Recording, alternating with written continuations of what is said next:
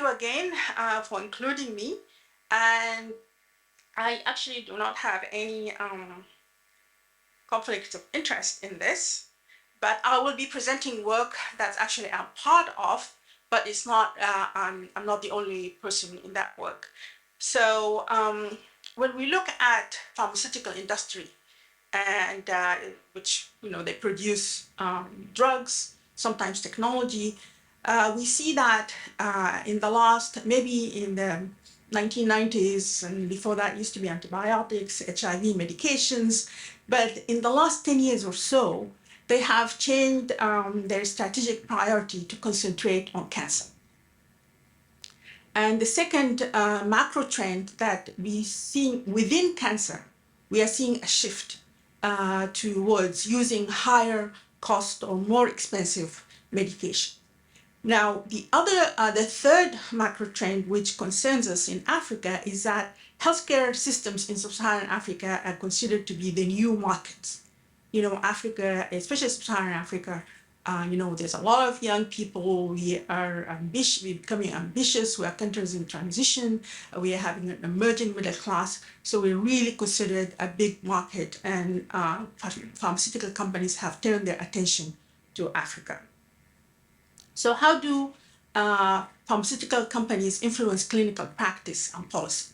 They advertise for their drugs. Sometimes they give drug samples. They give gifts. They pay speakers, or what we call paid speaking engagements. They have oncologists and other physicians and pharmacists and other health workers join advisory boards. They can fund trips to conferences. And this has been studied quite extensively in high-income countries. So we know from some of the research that if you have physicians who receive a gift that's $500 a year, will prescribe more expensive medications. So an equal of $123 compared to those who receive no gifts.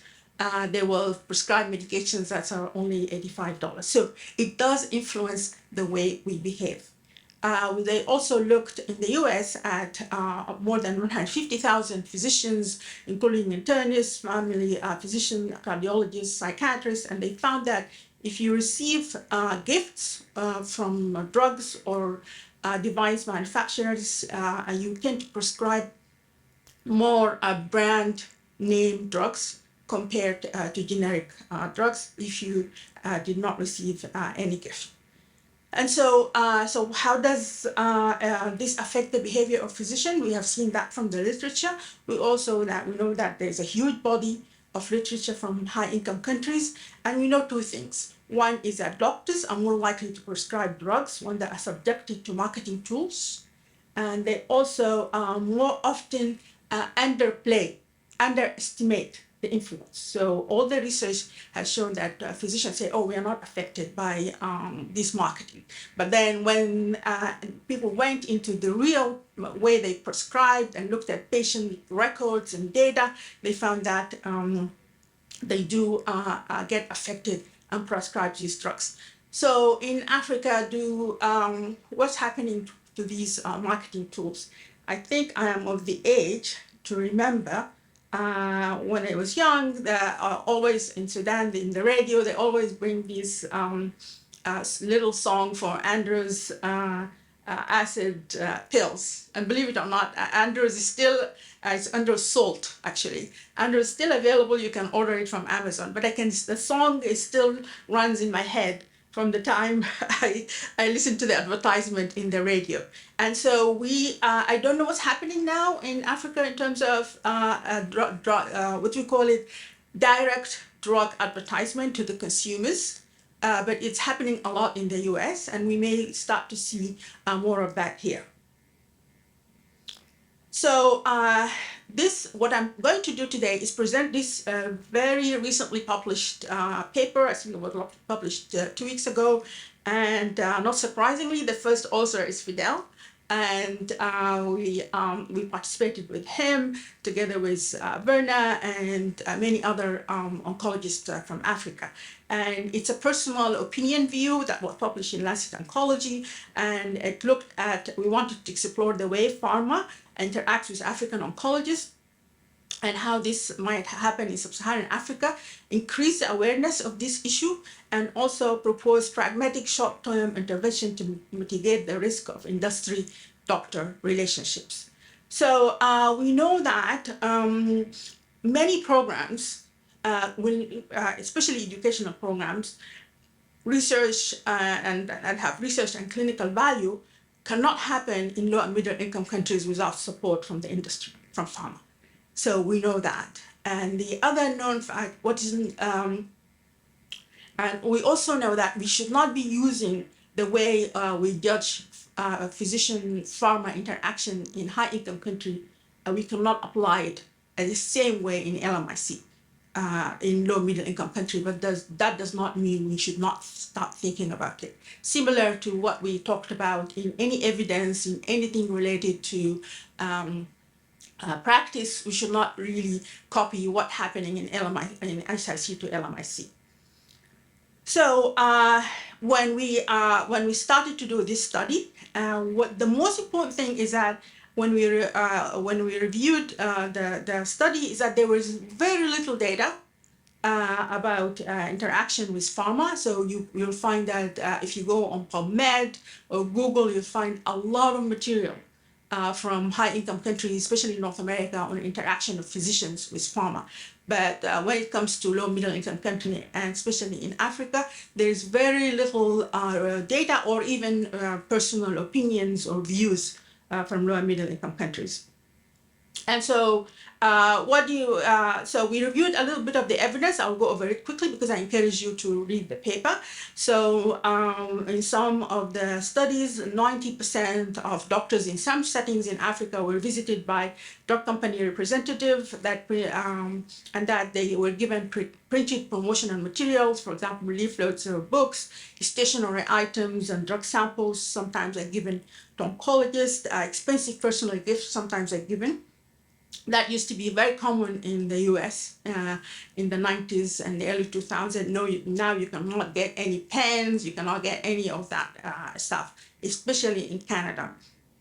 And they also reported that the most for the doctors, they perceive the benefit of industry interaction is that they will receive information and education and rewards. And they also, similar to high-income countries, most of the doctors also believe that this is not affecting their practice, that they are free of bias. You can get gift, but it will not affect the way you practice. So we seem to all have that kind of trying to reassure ourselves psychologically that we are not going to be affected. Okay, so what we looked at in this paper is the 4 domains of interaction with pharma. We looked at education, we looked at clinical care, we looked at research, and we looked at policy. So, and it's always good to remember some basic principles in which that what is the primary aim of pharmaceutical companies. Remember that they're companies, they have shareholders, and they want to generate profit for these shareholders. And within oncology, this aim is achieved by selling as much medicine as possible for the highest possible price. And there's a lot of literature on how sometimes drugs in oncology, like even in the US, that are paid, they discovered through NIH, and the government has paid the scientists, and then the drug company takes it and makes it very, very expensive. And also, they engage clinicians by educational activities that leads to increased use, therefore increased sales of new cancer medicines. So, so some of the examples is continuous medical education events or other industry-sponsored speaker programs where, in these meetings, they can be held in luxury hotels with expensive meals provided. Speakers are usually doctors when it's CME by a pharmaceutical company, and they talk about the drug they're paid to speak. That sometimes even the slides that describe a drug, regorafenib or whatever, is given to the doctor. All you have to do is just read from that slide. Sometimes the attendees themselves are paid or given gifts simply because they're going to the lecture or the dinner. And there are some other ways industry can support education. And this is one of the an area where they think there is benefit. So, for example, they can support clinical fellowship. So we know that the Nairobi Medical Oncology Fellowship is supported by Takeda, and that's really a good example of where the public-private partnership. But again, we should remember that it's actually our government should be sponsoring fellowships. So that's something we always should keep in mind. And so some of these fellowships can contribute to capacity building in Africa, but they should not replace public funding. And because of that, and we know that there's a scarcity of financial resources to support medical education. So a lot of these activities may happen, but we need to really have a nuanced approach to evaluate industry support for training program. We cannot assume the same frameworks that we use in high income countries that apply to us. So let's talk about what I call the 1%, 30% gap. So disparity in conference attendance. So if one of you want to go to ASCO, or do you want to go to Astro, or even if you want to go to Awartic or another. So what does there, and I compare African oncologists with oncologists, for example, in the US or Canada. So what does this mean? That means if you want to go to the conference in the US, a US oncologist will use 1% of their annual income to attend ASCO. Okay? But if in order for you to go, you might have to, and out of pocket, your own pocket, you may need to use 30% of your annual income for an African oncologist. Even if you want to go to PASHO or Awartic, these conferences are not cheap because travel within the continent is very expensive as well. So that tells us that there is a huge inequity or disparity in terms of our ability to refuse support from pharma. And so, so for an oncologist in high-income country, it's easier to avoid some conflict of interests and other ethical problems that more difficult for African oncologists to, to stay away from. That's why we need a very careful, very, sit together and think about it very carefully as to how, because refusing industrial support has different implications for oncologists in sub-Saharan Africa. In sub-Saharan Africa, the main issue is the balance between risks and benefits. We should consider that very carefully. And even though we may need the help of pharma to get some educational program, we should also consider carefully the potential how these relationships might influence patient care. So what about grants and other educational activity that's even like ASCO or Awartic or ESMO that give to oncologists or trainees, but the money is given by pharma. So this is these are implication of these. We should also think about them carefully and review how they might affect future behavior of oncologists. Now, the second domain is, so we talked about education. Next is influence on patient care. So in the US and in Canada, and I believe still in Europe, sometimes outside of Europe, in the early in the 90s and the early 2000s, the pharmaceutical reps used to attend meetings. So when I was a fellow at Wayne State University in Michigan, and a tumor board, the pharmaceutical reps will come and they will bring food while we're discussing GI in the GI tumor board, in the breast tumor board. Now that has completely stopped. They cannot come to tumor boards because we are discussing patient, and they cannot bring pens and stuff like that. So it's not allowed, especially for morning report or tumor boards. Sometimes they can come to grand rounds and journal clubs, but they're not allowed to bring food or bring gifts. And so from the experience of the African authors in this paper, there are very few stringent regulations. They're not, even if they're not enforced in sub-Saharan Africa, and the presence of industry can be more overt. Like you'll see they come to tumor boards and other gathering, and they can bring promotional materials into clinical departments. And so, what about drug samples? That may not, it's more common for internal medicine and cardiology, but even for medical oncology, it can happen. Samples are the most effective tools that companies have. Bringing samples, so if you're bringing samples every 2 weeks or so, you can.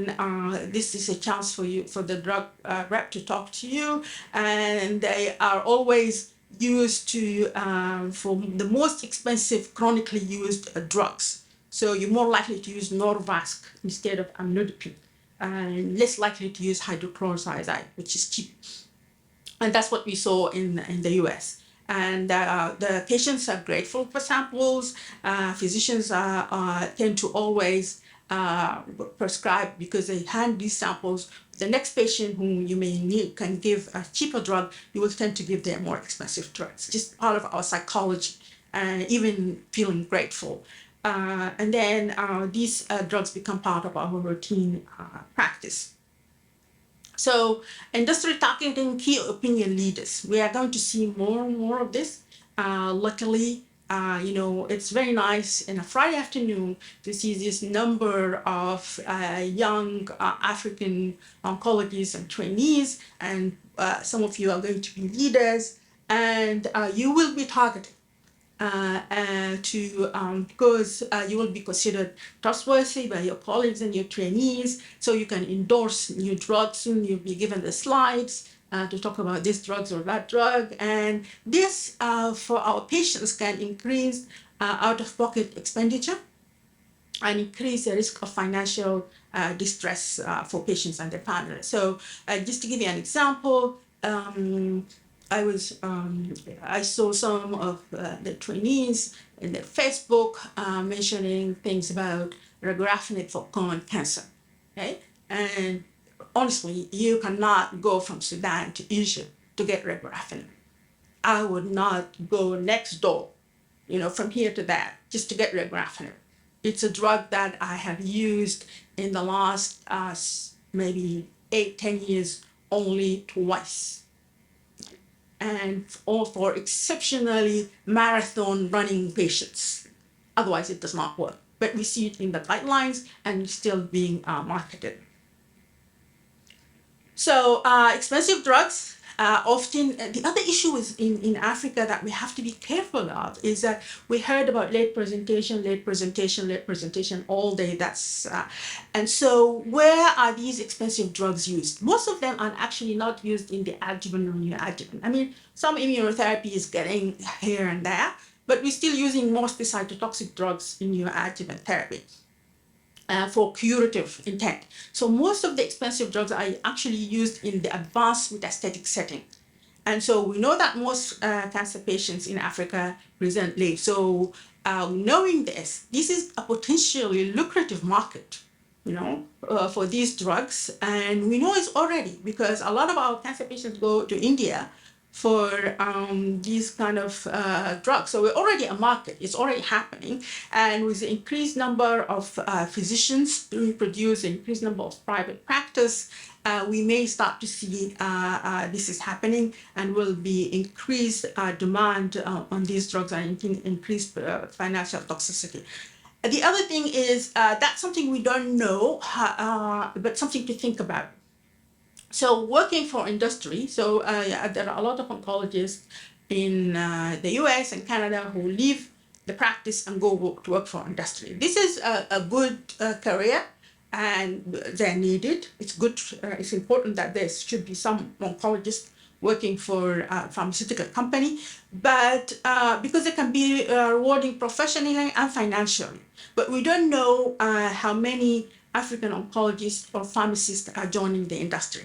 And the issue with that, because it's the pressure in Africa may be more So the internal drain to industry may be more. Because why the pressure? Because sometimes the graduates, even though we need them, the Ministry of Health will not produce new jobs, okay? Or the salaries will be very low. So if you, some of the, I've seen it in some settings, some of the trainees that I really thought, they're going to do a lot of research, they're going to be leaders, they leave. And so that's a sort of what we call internal drain. So we need to keep a tab on that. As the number of oncologists increase, we need to know how many go and what are the reasons and what is the benefit and what is the drawback of this sort of brain drain.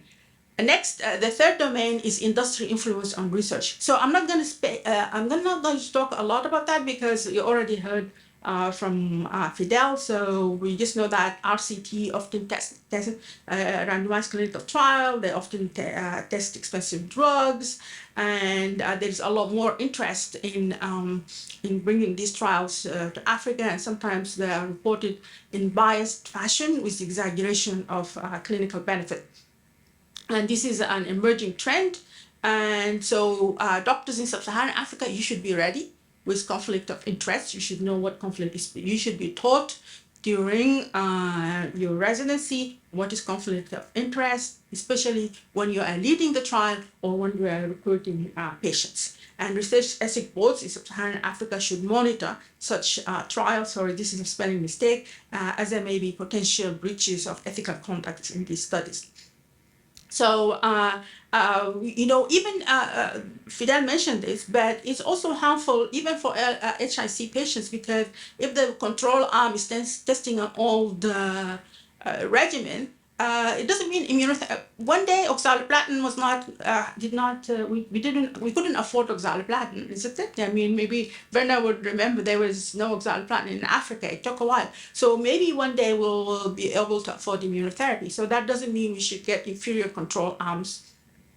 Other areas include real-world data and conferences sponsored by industry. Then the type of research discussed may not be on cervical cancer, maybe on more, pancreas or, how to, it's not like it's important to treat pancreas. I treat pancreas cancer patients, but I don't think it's a priority to do massive research in pancreatic cancer in Africa. Compared to cervical cancer. So in what way, so the last thing is policy. In what way can pharmaceutical company affect policy? So politicians, civil servants, healthcare system leaders can also be influenced by industry. The other thing, allocation of funds for cancer care, regulatory approval, price negotiation of new cancer medicine, and drafting of clinical practice guidelines could be also affected by, by interaction with pharma. So there's also a trend that we're seeing more in the US and in Canada, but especially in the US, but we don't know. It might also start to happen here. The interaction between pharmaceutical industry and patient support group, direct. And this, it might, we don't know whether it's happening in sub-Saharan Africa. You know more than I do. It might affect the lobbying efforts of patients advocates, because they have a lot of power. They can do a lot, and their role in improving cancer care is just something we have heard before what they can do. They can do miracles sometimes. So careful consideration is crucial to prevent these interactions from furthering the interest of the industry rather than the interest of the patient. So sometimes if there's a very new expensive drugs and there's a very vocal, a strong patient advocate, they may spend most of the time of the group, especially if they're powerful within that group, trying to get these more expensive drugs than actually the interest of, maybe the poor patients who live far away from the cancer center, who need transportation, needs more, more efforts than this rich person who just wants to get access to this drug and doesn't want. Right now, patients travel to India or to the UK and stuff like that, but it's also easy to get it. Here sometimes. So anyway, in summary, we did, if you go into that paper, we did summarize the education, the clinical care, the research, and the policy.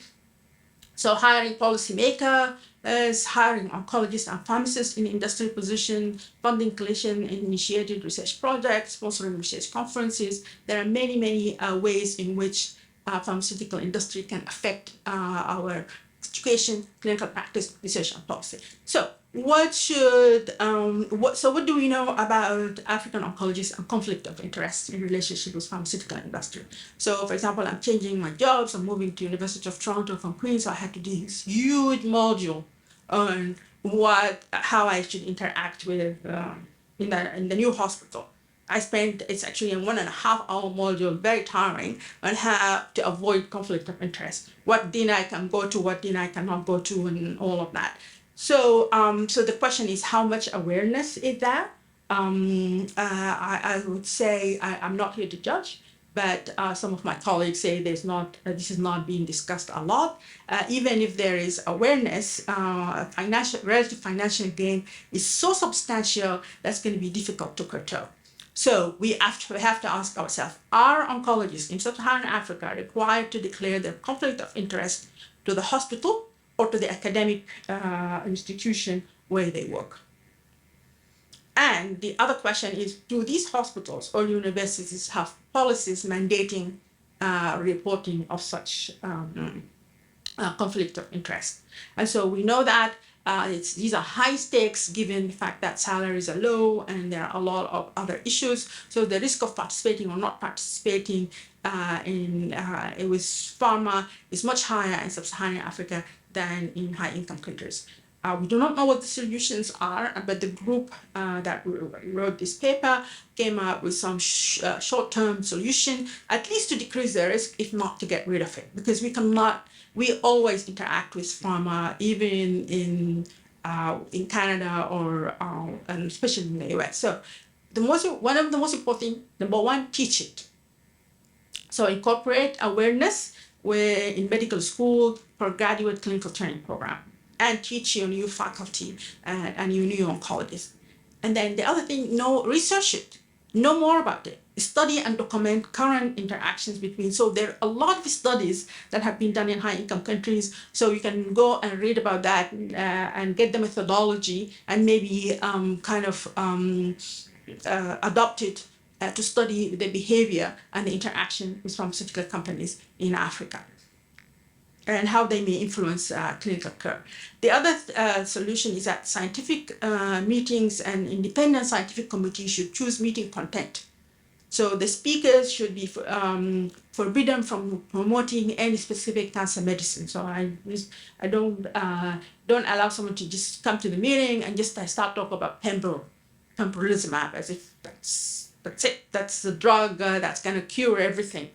And then also harness the power of IT, so to save cost, regular strengthening your hospital structure so that you have more clinical activities using Zoom by your own hospital or by other platforms that are not pharma used. The other thing is cancer organization in Africa, such as Awartic and your new, I don't think it's new, your Kesho or Tanzania Cancer Society, they should develop and use clear conflict of interest declaration policies. So if you go, for example, ASCO has very clear conflict of interest policy. We need to renew every 2 years. Not only that, the leaders in the organization should have separate more stringent. So if I'm a regular member, I have one conflict of interest, but if you are the boss, the leader, or your committee head or whatever, your conflict of interest is longer and it's renewed every 6 months or something like that.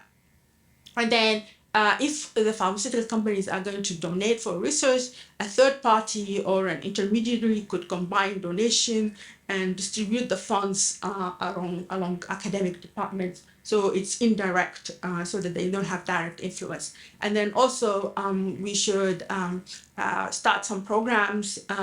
Maybe some countries can come together so that payments to doctors from pharmaceutical industry are publicly reported, and also monitor the patient advocates groups should monitor themselves similarly and make sure that they don't promote pharma industry or industry interest alone.